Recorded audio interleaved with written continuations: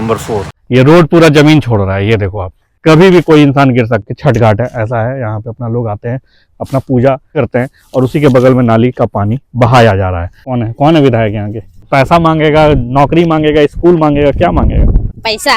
ये कच्चा नाली है और यहीं पे छठ घाट है। ग्राउंड रियलिटी दिखा रहे हैं। तो ये चीज तो आपका सुपरवाइजर कर सकता था ना, नगर निगम का, आपका इंजीनियर कर सकता था ना, नगर निगम का। पिंटू राय जी, वार्ड नंबर 4 के गांधा जोड़ा बस्ती, यहाँ से स्टार्ट होता है, उसका स्वागत है और उसी के नीचे आपको दिखता है ये नाली। आपको 3500 वार्ड यानी पूरे 40 का ग्राउंड रिपोर्टिंग देखने को मिलेगा, तो सब्सक्राइब कर दीजिए समाज के लिए और घंटी बजा दीजिए, जैसे चोर नेता और करप्ट ऑफिसर की भी घंटी बजे। सो गाइस, दुनिया चांद पर पहुंच गई है। झारखंड के बोकारो शहर का वार्ड नंबर 4 कहां तक पहुंचा है, आइए देखते हैं, क्योंकि नगर निगम इलेक्शन होने वाला है और यहां पर आपको चुनना है अपना प्रतिनिधि। यहां पर दिख रहे हैं माननीय पिंटू राय जी, वार्ड नंबर 4 के गांधा जोड़ा बस्ती, यहाँ से स्टार्ट होता है, उसका स्वागत है और उसी के नीचे आपको दिखता है ये नाली। और ये नाली ओपन नाली है, जिसमें कचरा वचड़ा भी आपको सारा प्लास्टिक और कचरा यहाँ देखने को मिल रहा है। और यहाँ पे ही बड़ा सा पोस्टर लगा हुआ है, स्वागत भी यहीं से किया जा रहा है। तो ये भी एक समस्या है, यही सब छोटा समस्या हम लोगों को देखना है। एटलीस्ट मेन लाइन, ये चीराचास का मेन लाइन है, यहाँ से काफी लोगों का आना जाना रहता है और वो यहाँ पर स्वागत वाला बोर्ड भी देखेंगे और यहाँ पर वो कचरा भी देखेंगे। तो क्या रिप्रेजेंटेशन जाएगा वार्ड नंबर 4 का, ये भी एक कहानी है।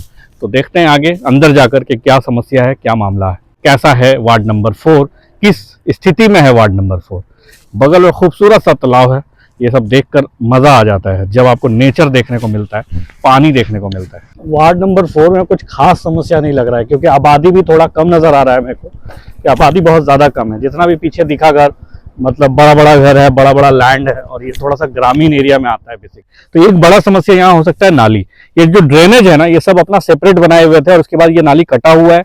कटने के बाद ये नाली का जो है डंपिंग, अब देख लो कहाँ हो रहा है। ये किसी भी नाला में जाके नहीं मिल रहा है या कहीं और इसको वेस्ट मतलब नहीं किया जा रहा है, ये मैदान में छोड़ा जा रहा है। जिसका भी प्लॉट होगा उसको चैलेंज है, उसको दिक्कत है, महकेगा। और यहीं पे जस्ट आपको समझ लो कि छठ घाट है, ऐसा है, यहाँ पे अपना लोग आते हैं, अपना पूजा करते हैं और उसी के बगल में नाली का पानी बहाया जा रहा है। तो एक बड़ा समस्या है। जब वार्ड नंबर 4 में आबादी ज्यादा नहीं है तो आप बहुत इजीली ज्यादा से ज्यादा बेटर काम कर सकते हो। क्यों? क्योंकि ज्यादा काम नहीं करना पड़ेगा। सो अगर क्लीन भी आप करते हो तो क्योंकि बहुत ज्यादा गंदगी नहीं हो रहा है, आबादी बहुत ज्यादा है ही नहीं, तो वैसे कंडीशन में आपका अगर हफ्ते में एक दिन भी क्लीन करते हो तो ये गंदगी आपको देखने को नहीं मिलेगा। तो ये एक बेनिफिट है, जब कम आबादी वाला जगह हो और ज्यादा ग्रामीण वाला जगह हो तो वहां काम करना आसान होता है। कि आप एक बार नाली बना दोगे तो कोई ट्रैक्टर, कोई ट्रक और वैसा कुछ पास नहीं हो रहा है, मतलब कि इसके ऊपर से आना जाना नहीं हो रहा है, जिसके कारण से बहुत ज्यादा टूट जाएगा।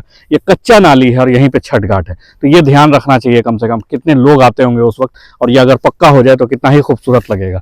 हम पूजा करते हैं और उसी के सामने जो है नाली का पानी बह रहा है। तो ये नगर निगम को सोचना चाहिए, हमारे छुटकर नेता को सोचना चाहिए, हमारे उस सुपरवाइजर जो हमारा है, जो हम ये सर्वे कर रहे हैं, एक तरह से लोग ग्राउंड रियलिटी दिखा रहे हैं। तो ये चीज तो आपका सुपरवाइजर कर सकता था ना, नगर निगम का, आपका इंजीनियर कर सकता था ना, नगर निगम का। वो क्या सो रहा है क्या, या सिर्फ माल कमाने के लिए लोग आए हैं? और हायर अथॉरिटी क्या कर रहे हैं, मतलब कि आपने मॉरल और इथिक्स को पढ़ा है और उसके बाद पढ़कर आप आए हो और उसके बाद फिर आप माल कमाने आए हो या काम करने आए हो? और ये काम क्यों नहीं दिख रहा है? यहाँ पन्नी इतना सारा फेंका जा रहा है, एक भी पन्नी को डिकम्पोज होने में, खत्म होने में सदियों लग जाता है और ये वातावरण को दूषित करता है। इतना खूबसूरत और शांत जगह है, इस जगह को आप थोड़ा सा मेंटेन करो। वार्ड नंबर 4 है ये, और यहाँ पर आपका कहानी है कि वहाँ पानी बह रहा है। ये रोड पूरा जमीन छोड़ रहा है, ये देखो आप, ये देखो। तो ये रोड पूरा जमीन छोड़ा, यानी पानी आपका गंदगी तो दिख ही रहा है जहाँ पे डंप हो रहा है सारा, और ये स्लाइड करके मट्टी जो है ना धीरे धीरे खिसक रहा है। और ऐसे कंडीशन में रोड जो है कभी भी केस हो सकता है, कभी भी कोई इंसान गिर सकता है। और उस पर भी ईंटा जो बिछाया गया है, इसके बाद कोई सपोर्ट दिया ही नहीं गया है रोड को। रोड को आप स्लोप जनरेट करोगे या नहीं करोगे? आप एक स्लोप लेकर 45 डिग्री जो भी 60 डिग्री जो भी लेके जाना, आप डेप्थ तक लेके जाओगे। अगर इधर आपका जमीन नहीं है तो एटलीस्ट आप इसमें एक, क्योंकि डेप्थ है ना, यहाँ पे खेत है और कोई भी गिर सकता है रात में, और ये तो डेंजरस है बहुत ज्यादा, क्योंकि आपको रोड ही फील होगा किनारे किनारे, और कभी भी धंसा तो कोई भी गिर सकता है। इधर लेडीज है, जेंट्स है, बच्चा है। जब आपके साथ आपदा हो जाएगा तब जाकर आप आओगे यहाँ पे मेंटेन और मरम्मत करने के लिए। और ये दिख रहा है यहाँ पे, मान लो कोई रास्ते से आए, ठीक है, रात में ही है, और यहाँ से भी तो गिर सकता है।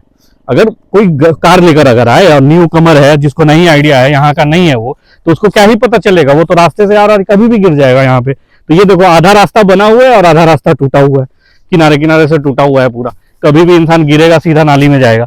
तो ये आपको समझना पड़ेगा। एटलीस्ट आप लोहा का बैरिकेटिंग भी कर सकते हो, वो नहीं कर सकते तो आप वॉल ले लो, आप एक सपोर्टिव वॉल ले लो, कंक्रीट वॉल ले लो या ड्रेनेज बना दो आप किनारे से, तो इससे सपोर्ट मिल जाएगा रोड को, रोड धंसेगा नहीं। रोड जो है जमीन छोड़ के जा रहा है। तो ये कहानी है। क्या इंजीनियर आपने नगर निगम में बैठा रखा है कि मतलब कि वो प्लानिंग सही से नहीं करते, कोई सुपरवाइज नहीं करने वाला है, कोई आके नहीं देख रहा है, ये हमको दिखा है सिर्फ क्या। और ये बस्ती में वार्ड नंबर 4 में हमारे छोटकर नेता या बाकी जो लोग हैं उनको भी तो देखना चाहिए कि ये रोड कैसे डैमेज हो रहा है, ये रोड कैसे डैमेज हो रहा है। ईटा बिछा दी हो और आप एक 2 इंची का मसाला डाल दी हो, सिर्फ ईटा बिछा के 2 इंची का मसाला डाला हुआ है, एक तो काम भी जर्जर है। वही देखो आप, ईटा बिछाया हुआ है और 2 इंची का 2 इंची का मसाला लगता है क्या रोड में। अब ठीक है, ग्रामीण आपका क्या बजट पास हुआ नहीं हुआ वो हमको नहीं पता, 6 इंची कम से कम चाहिए ही चाहिए। 6 इंचियां है ही नहीं, 2 इंची है। ईटा आपने दिया हुआ, बंगला भट्टा लग रहा है जेबीएस में भी, अब उसके बाद नीचे जमीन छोड़ दे रहा है। तो रोड जो है जमीन छोड़ रहा है और ऐसे में कोई भी कार लेके आएगा और गिरेगा, कार लेकर आएगा गिरेगा, जैसे ये गिरेगा तो सीधा नाली में जाएगा। दुनिया रोबोट बना रहा है और हम रोड नहीं बना पा रहे हैं, और हम आज रोड पे बात कर रहे हैं। खराब लगना चाहिए, शर्म लगना चाहिए, सैलरी उठाने में भी शर्म लगना चाहिए नगर निगम के ऑफिसर को। कोई भी बिल्डिंग के आसपास खाली प्लॉट दिखे तो समझे वो प्लॉट नहीं है, वो डस्टबिन है, सामाजिक डस्टबिन, और उसका हक रखता है सब पड़ोसी, और उस पर फेंक सकता है कचरा, फेंक सकता है प्लास्टिक, क्योंकि ये डस्टबिन है, सामाजिक डस्टबिन। इसको घोषणा कर देना चाहिए, खाली प्लॉट पे आप कुछ भी कर सकते हो। नेता लोग ऐसे हाथ जोड़ते हैं ना, लगता है कि इनसे बड़ा समाज सेवी लोग कोई नहीं है, और ये लोग त्याग देंगे अपनी जिंदगी, मतलब आपकी जिंदगी में आके आपका वोट लेके ये त्याग देंगे और आपके शहर को ऐसा सुधारेंगे कि देखने वाला का आंख फट जाएगा। पर ये त्याग करने नहीं आते हैं, ये अपना रोजी रोटी चलाने आते हैं, इनका दुकान है। ये जो आप साफ सफाई इतना देख रहे हो, ये IOCL वाला जो कनेक्शन देख रहे हो गैस का, ये नगर निगम का कमाल नहीं है। यहाँ पर ऑलरेडी जो रोड बना हुआ है इसमें योगदान होता है जो सोसाइटी बसाए हुए, शाश्वत सिटी भी आप देख रहे होगे, तो यहाँ पे अपार्टमेंट डुप्लेक्स आपको देखने को मिलेगा। इस वजह से इतना क्लीन और इतना रोड ब्रॉडर देखने को मिल रहा है। देखो पेड़ वगैरह जो है किनारे किनारे लगाया गया है। ये जिंदगी में जो है ना, चास नगर निगम का कैपेसिटी नहीं है कि इस तरह का जो है ब्रॉडर रास्ता और इस तरह का पेड़ वगैरह लगवा दे। वो मान जाएंगे जिस दिन अगर चास नगर निगम अगर लगवा दे तो। आप ही कमेंट में बताओ कि क्या चास नगर निगम कभी जिंदगी में इतना ज्यादा क्लीन, इतना ज्यादा ब्रॉडर रास्ता, इतना मेंटेनेंस्ड किया हुआ रोड वगैरह दे सकता है? पेड़ पौधा लगा हुआ क्लीन शांत नहीं दे सकता। खुद देख लो अंतर। ये कॉलोनी खत्म हो गया ना, अब ये ग्रामीण एरिया स्टार्ट हो गया जो नगर निगम के अंदर आता है। ठीक है, अब देखो क्या कहानी है, कूड़ा कचड़ा दिस दैट यही सब आपको देखने को मिलेगा। कचड़ा कहाँ मैदान में फेंका हुआ है, स्ट्रीट लाइट का इशू है, मतलब। और ये देखो कॉलोनी पूरा बसा हुआ है, और इस साइड पे आप देखोगे तो अभी आबादी बढ़ रहा है, बन रहा है, अभी इतना क्राउडेड भी नहीं हुआ है और इतना ज़्यादा खूबसूरत देखने को नहीं मिलता नगर निगम का एरिया। ये कहानी है। नवीन कोऑपरेटिव, शाश्वत सिटी, इस तरह का प्लान्ड आपको जगह मिलता है जहाँ पे आप इस तरह का फेंसिंग वगैरह देखते हो। तो यहाँ पे क्लीननेस है, सारा कुछ है। स्कूल कौन सा स्कूल जाते हो? संत मेरी विजन इंटरनेशनल स्कूल। तो बड़ा स्कूल, अच्छा स्कूल है। सरकारी स्कूल नहीं पढ़ाई नहीं होता है, क्या होता है? सरकारी स्कूल क्यों नहीं जाते? नहीं जाते। यहाँ है सरकारी स्कूल? हाँ। कहाँ?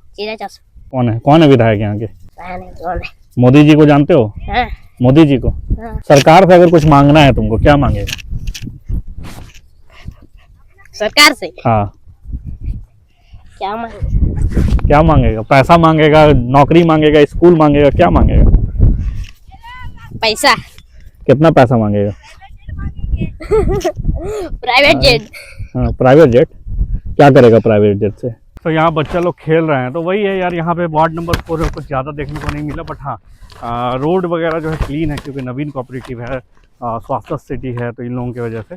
दूसरा ना ड्रेनेज सिस्टम का इशू है। तो ड्रेनेज चलो आबादी के हिसाब से चैलेंज है, लेकिन वो जो लाइन हम अभी दिखाए थोड़ी देर पहले, वो लाइन में कम से कम ड्रेनेज होना चाहिए था। तो एक तो ये फैक्टर है। बाकी वो जो जनरल समस्या है, पानी, कहीं कहीं पे रोड, स्ट्रीट लाइट का इशू, देखो बल्ब तो जल रहा है, 2 लाइट है यहाँ पे, लेकिन कहीं कहीं पे नहीं है स्ट्रीट लाइट का इशू। तो ये जो वार्ड नंबर 4 है बहुत ज़्यादा घना नहीं है, अभी आबादी बस रहा है, ये पूरा मैदान है। यानी चास नगर निगम का जो बेसिक प्रॉब्लम है वही है। स्पेशल में एक अगर ऐड कर सकते हैं वार्ड नंबर 4 के लिए तो वो होगा नाली। ड्रेनेज सिस्टम बहुत गंदा है। पहले सुनते होंगे कि नेता चोर है और ठेकेदार चोर है। जो कॉन्ट्रैक्टर होता है वो चोर होता है, नेता फिर चोर होता है। अभी जितना ऑफिसर लोग हैं ना वो सब चोर है। देखो इतना कचरा है, इतना कचरा है। कभी झांकने आया है यहाँ का सुपरवाइजर?